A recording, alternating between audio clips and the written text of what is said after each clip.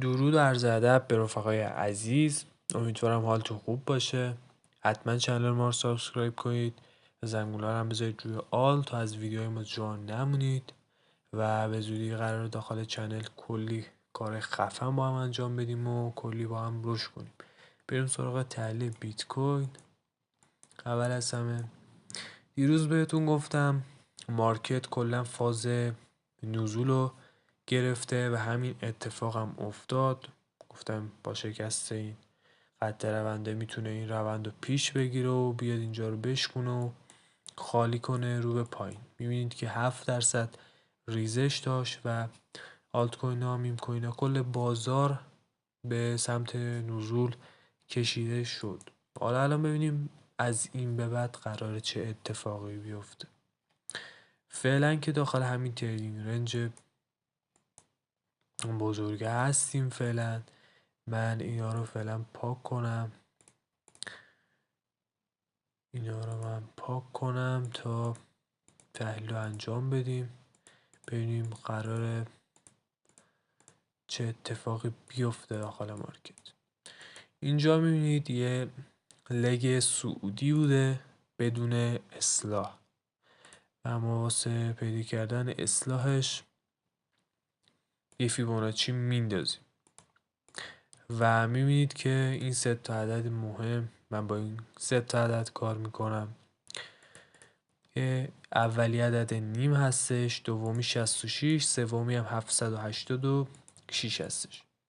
میبینید که اینجا اومده خورده به لول نیم فیبو و از اینجا حدوداً 3.7% رشد داشتش و این میتونه اگه دوباره برگرده زیر این ناحیه کندل ببنده بیت کوین.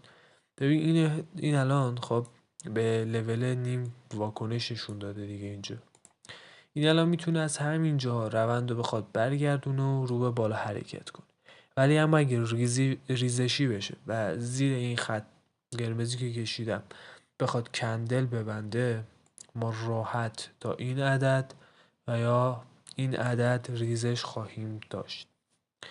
و حالا اگه از اینجا بیت کوین واکنش نشون نده رو به بالا یا از اینجا واکنش نشون نده رو به بالا، به نظر من خیلی میتونه خطرناک باشه. چرا؟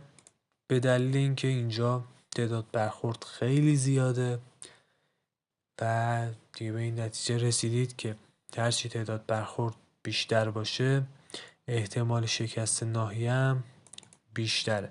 می‌بینید اینجا 1 برخورد، 2 برخورد، 3 برخورد، 4 برخورد، 5 6 7 8 9 تا برخورد داشته ولی کندل می‌بینید زیرش بسته نشده.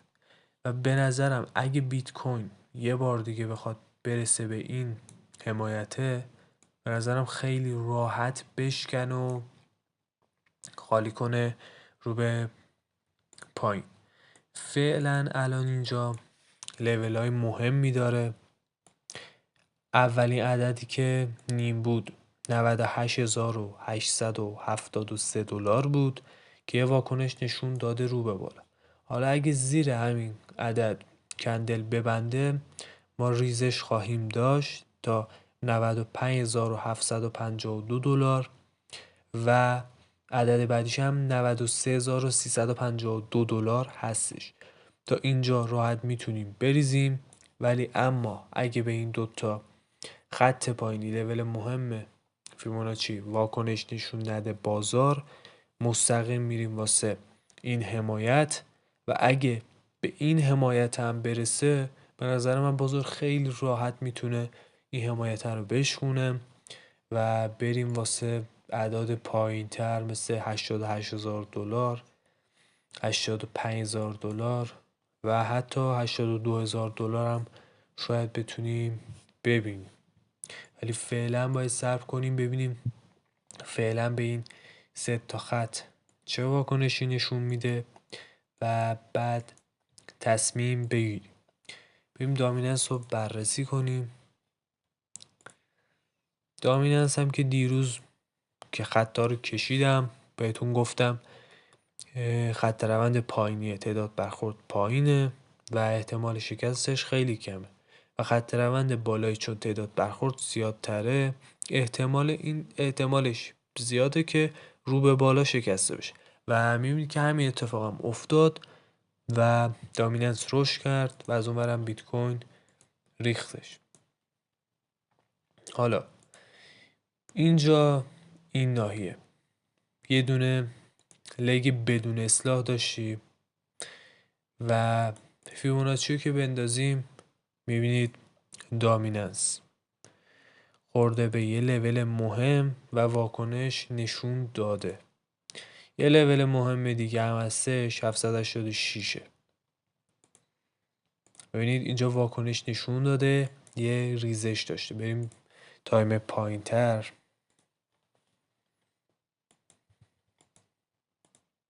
تایم پایین ترم خب ببینید اینجا ساختار عوض شده، از صعودی تبدیل به نزولی شده روند و ما میتونیم اینجا ببینید اینجا رو اگه بندازیم میبینید از اینجا یه لول مهم بوده، از اینجا رو به پایین حرکت کرده.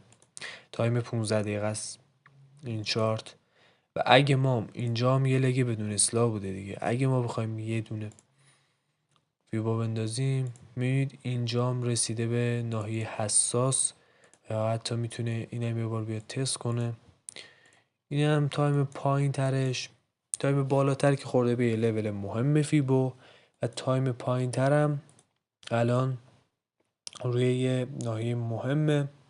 از اینجا به نظرم بخواد رو به پایین حرکت کنه دامیننس، از اون برم بیت کوین بخواد صعود داشته باشه. ولی اما اگه به این باکسی که کشیدم و این خط 4.21% واکنش نشون نده و بیاد بالای این خط رونده، ببینید این خط رونده هم خیلی مهمه. ببین این اگه زیر این خط رونده تثبیت بده و ریزش داشته باشه راحت میتونه خالی کنه.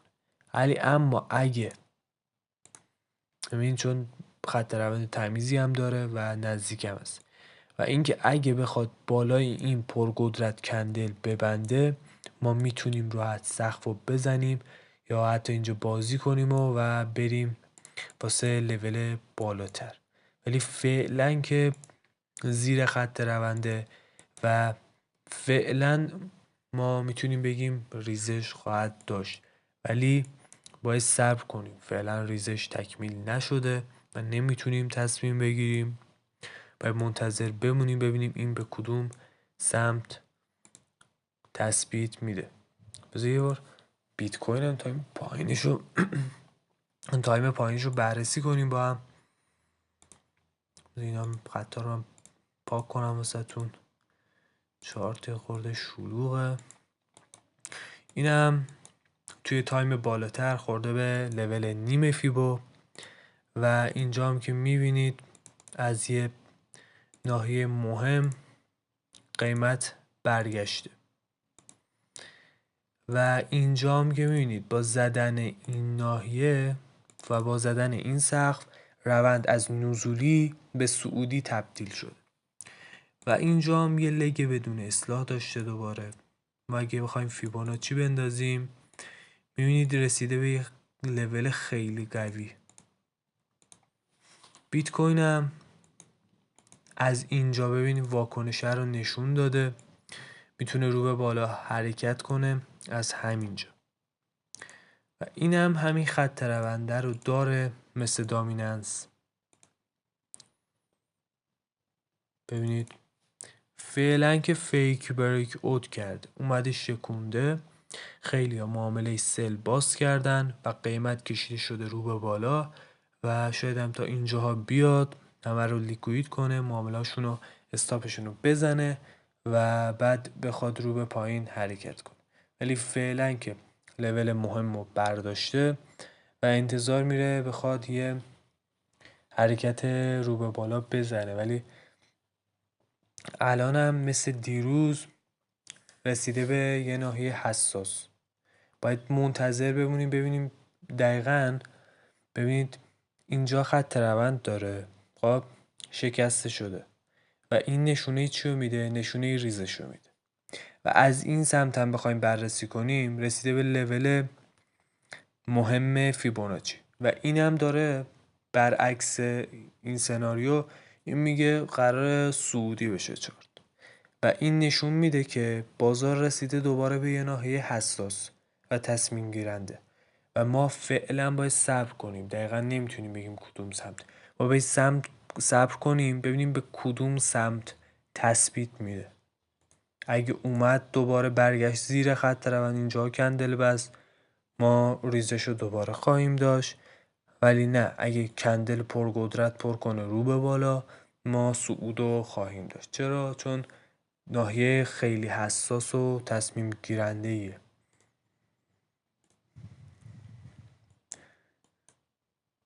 دامیننس هم که گفتیم جای خیلی حساسیه. توتال هم که دیروز با هم بررسی کردیم، گفتم رو به پایین تعداد برخوردش نسبت به رو به بالا زیاده و رو به پایین میشکنه و ریزش خواهد داشت که همین اتفاق هم افتاد و ریزش رو تجربه کردیم و این هم همینطور رسیده لول مهم فیبو. البته این واکنش نشون نداده فعلا، ببینید اینجا نرسیده به 66 فعلا، واکنش نشون نداده.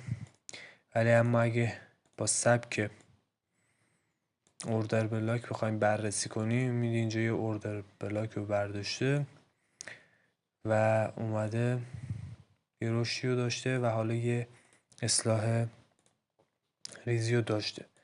حالا اگه ما بخوایم داخل کوتاه مدت بخوایم بررسی کنیم، همین فیبا هستش.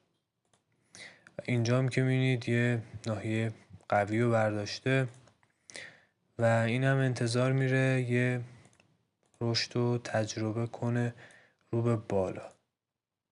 دقیقاً توی ویدیو قبلی هم گفتم اینا اکثرا کلا چارتاشون شبیه به هم میشه. توتال ها و دامیننس ها و بیت کوین اکثرا چارتاشون شبیه به هم میشه.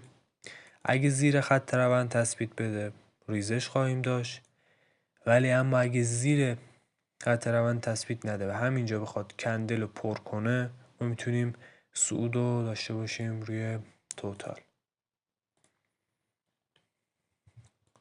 توتال دو هم که توتال تو این هم گفتیم رو به پایین میشکنه و همینطور هم شد، شکست و ریزش رو داشت. ما دوباره باید فیبوناچی بندازیم. فیبوناچی رو که بندازیم میبینید اومده، دقیق نمیشه گفتش واکنش نشون داده چون دقیق نبوده، پس این به فیبوناچی واکنش نشون نداده، نمیتونیم بگیم. و اینم همونه، همون خط روند داره چون اینا چارتاشون کلا شبیه به همه و اینم همونه. الان توتال تیری هم حتی بررسی کنیم دوباره همون سناریو رو خواهیم داشت و همین. اینم میتونه یه خورده پایین بزنه، خط روند رو بزنه رو به بالا بره، ولی در کل میگم باید صبر کنید چون بازار جای حساسیه، دوباره جای سرنوشت ساز قرار داره که قرار به یک سمت کشیده بشه.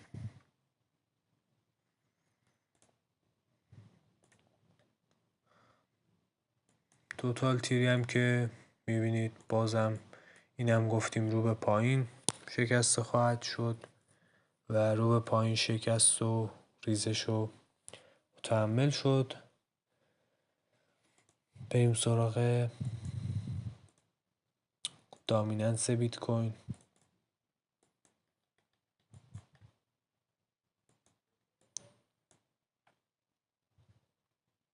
دامیننس هم دیروز این خط رونده رو داشت و این مقاومته بودش، گفتیم اینجا میشکنه و پولبک رو میزنه و یه صعود میکنه که میبینید همین اتفاق هم افتاد. تا این بالاتر بذار ببینیم کندل بسته بالا اینا. بله ببینید اینجا ناحیه معتبر شکسته شده و ما اینو میتونیم پولبک در نظر بگیریم. ببینید اومده پولبک و الان میتونه رو به بالا حرکت کنه. اگه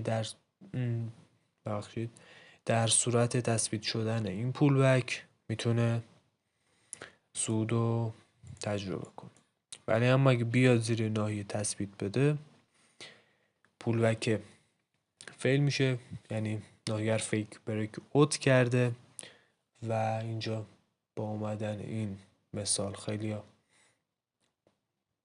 اینو رو به بالا میدونن و تصمیم رو به بالا رو میگیرن و این میاد مردم رو فریب میده و برمیگرده زیر ناحیه و به ریزش ادامه میده و خیلی ها رو بدبخت میکنه متاسفانه. دوج هم دیروز بررسی کردیم. ببینید دوج هم گفتیم رو به پایین میشکنه و همین اتفاق هم افتاد. این یک خط رونده هم شکوند و یه چیزی حدود 14% ریزش رو تجربه کرد. کسایی که این ویدیو رو دیدن میتونستن با فرصتی که معرفی کردیم پوزیشن شورت باز کنن و یه سودی کسب بکنن. سولانا رو اگه اشتباه نکنم ویدیو قبلی بررسی کرده بودیم. بله سولانا اینجا بود، این دوتا خط رو واسش کشیدیم، گفتیم این شکسته بشه تا اینجا ریزش پیدا میکنه که از اینجا حدود 12.5% ریزش داشت و اومد از اینجا یه رو به بالا 7% هم از این سمت بازار واکنش نشون داد و رو به بالا حرکت کرد. شما ببینید چقدر تمیز از اینجا گفتیم میرزه اینجا و از اینجا بلند میشه رو به بالا که همین اتفاق هم افتاد، ولی فعلا تکمیل نشده.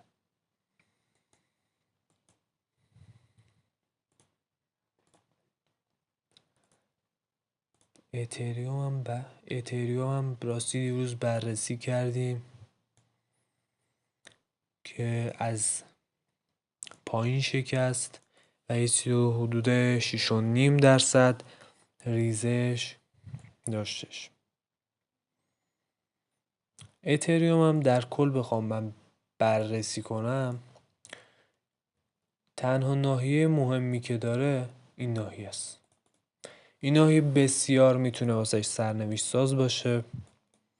ببینید کندل زیر این ناحیه بسته نشده و اینکه تعداد برخورد بسیار بالاست. ببینید یه برخورد، دو برخورد، 3 4 5 6 و اینجا 7 8 تا برخورد داشته و این نشون میده که این ناحیه معتبره ولی احتمال شکست بسیار بالا هستش. و اینجا اگه زیر این ناحیه ما کندل ببندیم، کندل 4 ساعته، دقت کنید کندل 4 ساعت زیر این ناحیه بسته بشه شما میتونید پوزیشن شورت باز کنید رو به پایین با استاپ این بالا روی اتریوم، ولی فعلا باید صبر کنید کندل 4 ساعته تایید بده و بعد شما ورود کنید. در کل نظر من اینه روی مارکت، دلیل من اینه و اینکه حتما با تصمیم خودتون وارد معامله بشید، خودتونم بررسی کنید چون ما احتمال اشتباه داریم، احتمال اشتباه تحلیل شده اشتباه و اینکه ما در کل میتونیم اشتباه کنیم بر کل سخن من اینه که حتما این چیزایی که ما میگیم خودتونم اینا رو بررسی کنید و بعد تصمیم بگیرید. خیلی خوشحال شدم تا اینجای ویدیو با ما بودی. خیلی دوستتون دارم. اگه تحلیل ارزی رو میخوای این زیر کامنت کن واسم تا ویدیو بعدی واسط تحلیلشو بزنم. خیلی دوستتون دارم. تا ویدیو بعدی، خدا نگهدار.